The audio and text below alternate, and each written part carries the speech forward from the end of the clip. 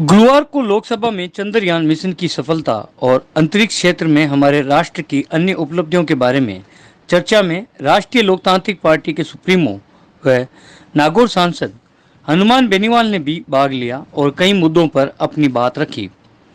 बेनीवाल ने कहा, चंद्रयान 3 ने चंद्रमा के दक्षिणी ध्रुव पर कदम रखकर एक नया इतिहास रचा है और भारतीय वैज्ञानिकों की इस सफलता को न केवल हमारे देश ने बल्कि दुनिया ने सलाम किया, जो हमारे लिए गर्व की बात है। बेनीवाल ने चांद पर कदम रखने वाले अंतरिक्ष यात्री नील आर्मस्ट्रॉन्ग का जिक्र करते हुए उनके द्वारा कहे गए कथन का जिक्र करते हुए कहा कि ये इंसान के लिए छोटा कदम हो सकता है, लेकिन मानव जाति के लिए एक लंबी छलांग है और विश्व के अंतरिक्ष में ये वाक्य लगभग कहावत में बदल गया। अब तक इसरो के वैज्ञानिकों और वहां काम कर रहे और काम कर चुके कर्मयोगी कार्मिकों की मेहनत से जो सफलता प्राप्त की, उसमें पूरा देश गौरवान्वित है। सफलता के साथ असफलता को भी स्वीकार करे सरकार। सांसद बेनीवाल ने लोकसभा में कहा कि बढ़ती महंगाई को रोकने में, स्थायी रोजगार देने में एनडीए सरकार नाकाम नजर आई, उसको भी सरकार को स्वीकार करने की जरूरत है।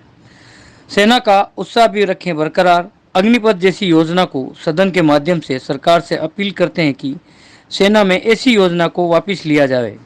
सांसद हनुमान बेनीवाल ने लोकसभा में देश में बढ़ती बेरोजगारी और महिलाओं पर बढ़ते अत्याचार और महिला अपराध से जुड़े महत्वपूर्ण मामलों पर लोकसभा में विशेष चर्चा करवाने की मांग की।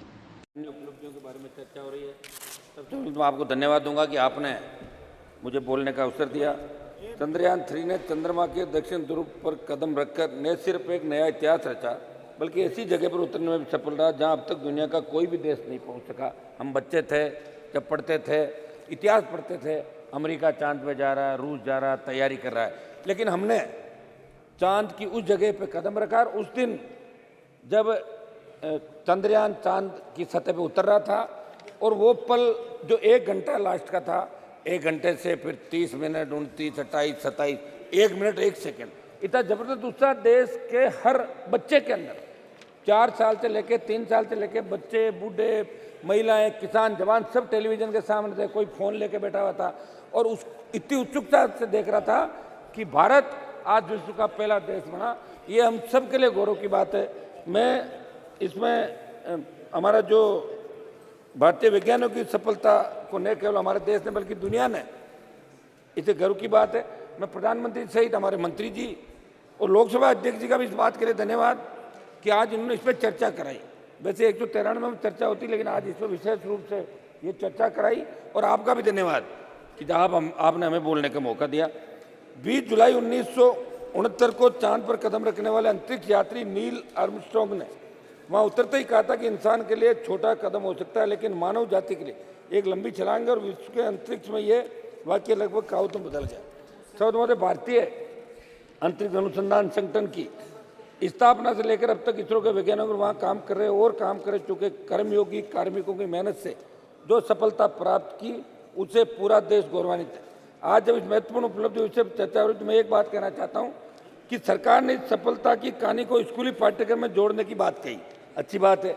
लेकिन मैं आपके माध्यम से प्रधानमंत्री से कहना चाहूँगा कि गांव ढाणी के अंतिम छोर पे ग्रामीण परिवेश के बच्चों को स्पेस सेक्टर में आगे बढ़ने के लिए कैसे प्रेरणा मिले, और उच्च शिक्षा में जब इस सेक्टर में आगे बढ़े तो सरकार की तरफ से उनके शैक्षणिक खर्च पूर्ण रूप से कैसे वहन किए जाए, इस दिशा में भी सरकार को सोचने की आवश्यकता है। सर्वोदय चंद्रयान की जो सफलता हासिल हुई वो किसी व्यक्ति विशेष या सरकार की सफलता तक ही सीमित नहीं है। ये हमारे वैज्ञानिकों की वर्षों की मेहनत का परिणाम और इसरो की स्थापना लेकर अब तक इसरो की यात्रा में वहाँ के वैज्ञानिकों का अथक परिश्रम का परिणाम। लेकिन भाजपा इस सफलता को ऐसे दिखा रही है कि जैसे ये उनकी व्यक्तिगत सफलता है। ऐसे मामलों का राजनीतिक नहीं करें तो अच्छा। हम सब इसमें आपको बधाई देते हैं, ये पूरे देश के लिए गौरव की बात है। सबका आशीर्वाद, सबकी दुआएं, इस देश आगे बढ़े, इसी का परिणाम है कि हमें विश्व में सबसे पहले सफलता मिली। देश की अंतरिक्ष यात्रा की शुरुआत 1960 के दशक में हो गई थी। फरवरी 62 में अंतरिक्ष अनुसंधान के राष्ट्रीय का गठन किया, जिसके सदस्यों में होमी जहांगीर बाबा और विक्रम साराभाई जैसे महान वैज्ञानिक शामिल थे। और चंद्रयान 3 और आदित्य L1 की सफलता वर्षों की मेहनत का नतीजा। सर्वोदय भारत ने अपने अंतरिक्ष कार्यक्रम की एक छोटी सी शुरुआत से की और आज विश्व के सम्मुख एक विशाल उदाहरण स्थापित कर देखा। अगर आप बीते 6 दशक पहले जब भारत ने इस यात्रा को शुरू किया, उस बारे में याद करें उस समय अमेरिका और तत्कालीन सोवियत यूनियन लगभग चंद्रमा की धरती पर उतरने की तैयारी कर रहे थे। तब हम सोचते थे इन बातों को। इसके बाद के समय से अब तक के भारत ने अंतरिक्ष क्षेत्र में जितनी तीव्रता के साथ अपने स्पेस प्रोग्राम को आगे बढ़ाया, इससे जाहिर होता है कि हमारे वैज्ञानिकों में कितनी प्रतिभा और योग्यता रही होगी। मुझे गर्व है कि मेरे संसदीय क्षेत्र के एक किसान की बेटी, मेरे समाज की एक बेटी, जिसका नाम सुनीता खोखर है, चंद्रयान 3 की सफलता में इसरो की टीम का हिस्सा थी। सभापति महोदय, चंद्रयान पर भारत के मानव अभियान को लेकर उम्मीद बढ़ी, क्योंकि सफलता आपके कार्यकाल में मिली, ये सही है।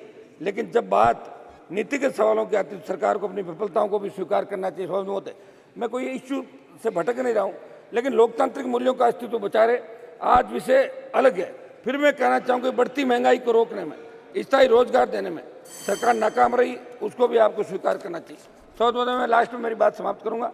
आपके माध्यम से प्रधानमंत्री जी को कहना चाहूँगा कि वैज्ञानिकों के उत्साह और उनकी मेहनत से जो सफलता हमारे देश को मिली, उस सफलता में वैज्ञानिकों का उत्साह शामिल था, परंतु राष्ट्र की सुरक्षा से जुड़े मामले में आपकी सरकार ने देश की सेना और युवाओं को सेना में अग्निपथ नामक संविदा भर्ती की योजना को लाकर जो किया है, मेरा सदन के माध्यम से सरकार से अनुरोध है कि ऐसी योजना को वापस लिया जाए ताकि सेना का उत्साह बरकरार रहे। एक सभापति महोदय, मैं चाहता हूँ कि बेरोजगारी पे चर्चा हो सदन के अंदर, पूरे देश का नौजवान जिन्होंने आपको सत्ता के शिखर पर बिठाया।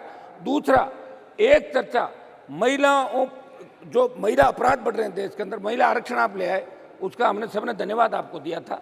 जैसा भी आप लाए, अच्छी बात है, कम से कम शुरुआत तो करी। आगे ये भी बैठे थे कई साल, ये भी नहीं ला पाए, आप लाए। लेकिन महिला अत्याचार जो देश के अंदर बढ़ रहे हैं, इसकी चर्चा भी सदन के अंदर पूरे दिन होनी चाहिए, ये हमारी मांग है।